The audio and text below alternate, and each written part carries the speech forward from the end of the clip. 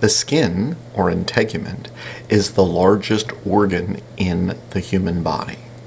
And among its many functions, it produces a number of hormones.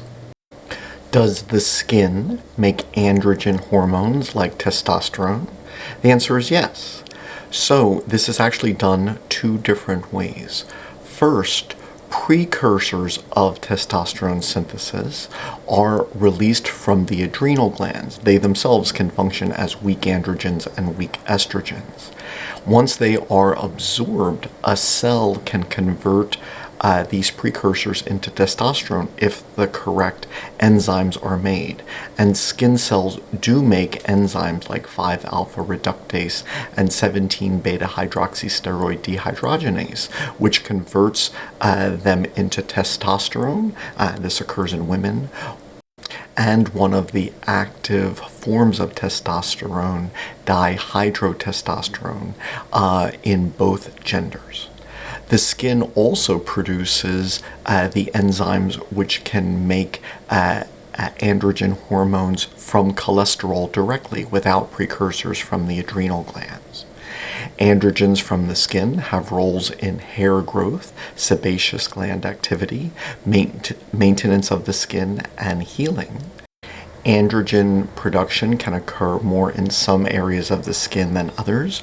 For example, sebaceous glands are active in androgen production, and hormone production can be greater in some regions of the skin, such as the pubic region, more so than others, or in some clinical conditions. If androgens such as testosterone are present in the skin, then it would only require the enzyme aromatase to convert testosterone into estrogen. Keratinocytes, melanocytes, and fibroblasts all make this enzyme, so a number of different cell types in the skin produce estrogen, and estrogen helps to maintain healthy skin and promote wound healing. Prior to menopause, most of the estrogen which is active in a woman's skin is made in the skin, and after menopause, almost all of it is. Estrogen functions in the skin as an intracrine hormone. It is made inside a cell and affects the cell that made it without being secreted from the cell. The skin produces vitamin D, which is a steroid related to steroids which function as hormones. Technically, its chemical name is cholecalciferol, and it is produced in a prohormone phase and is converted to its active form by the liver and kidneys.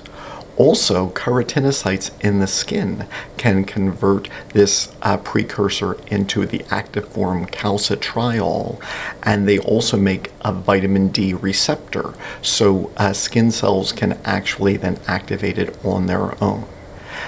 In addition, this precursor influences the activity of other hormones, such as IGF-1 and 2.